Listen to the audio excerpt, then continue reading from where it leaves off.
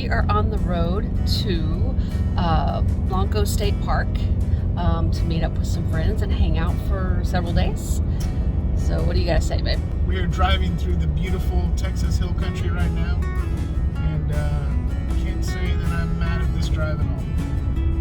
No, it's really beautiful. It's very overcast today. It was sunny, then partially cloudy. Now it's all the way cloudy. I'm kind of wondering if we're gonna get rain soon, but it's nice. It's chilly, you know. It's perfect December weather down here, so this should be fun.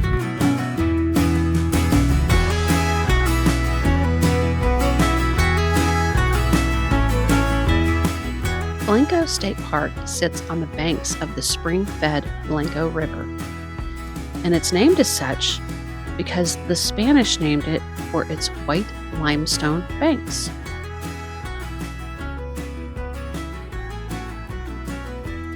Blanco State Park is one of the first 4 parks in Texas to receive a CCC company. If you don't know what the CCC is, it's the Civilian Conservation Corps. They built a lot of stuff in a lot of the state parks. Company 854 arrived June 16, 1933, and worked for 11 months transforming the 104.6 acre landscape into a park where you can swim, fish, canoe, kayak, and camp. Even though it's one of the smallest state parks in Texas, it has plenty to offer. They even offer programs on the history and the nature of the park. They also host many various events throughout the year. While we didn't get to hike or bike through the park, as it was a little too rainy and chilly, we did drive around a bit and can truly say we would love to explore in nicer weather, of course. Upon entering the park, you'll see some very colorful vacation cottages. Now, while they aren't technically in the park, you can rent them and enter the park daily. The park itself has 8 full hookup sites with 30 and 50 amp.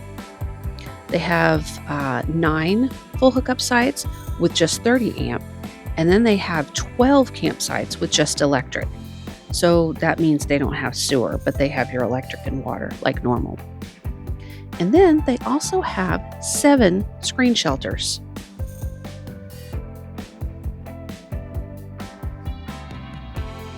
And for those needing a bigger spot to host a group, they have a pavilion that you can rent for $125 daily, or you can picnic at the Long Table, which was also built by the CCC, and it's $20 daily.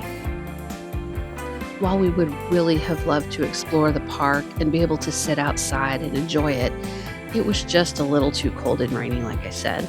But there are things in the area and just a little bit further out that you can do.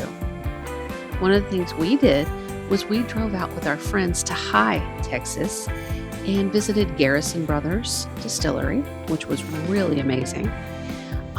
We visited the Buggy Museum that's right there in Blanco, Texas. And we also visited another little distillery called Milam and Green, and that was really cool too. Great flights of different whiskeys and bourbon.